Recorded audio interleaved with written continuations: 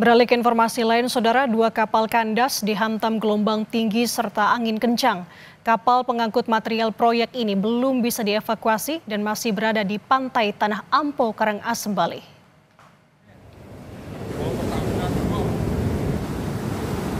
Gelombang tinggi menghambat proses evakuasi kapal. Untuk mengantisipasi hal yang tak diinginkan, Kepolisian Polairut Polres Karangasem mengamankan lokasi kapal kandas. Posisi kapal tongkang sudah miring, saudara, dan sebagian badan kapal sudah tenggelam akibat bocor. Sementara kapal takbot terhempas di bibir pantai. Nahkoda dan seluruh ABK selamat dalam peristiwa ini.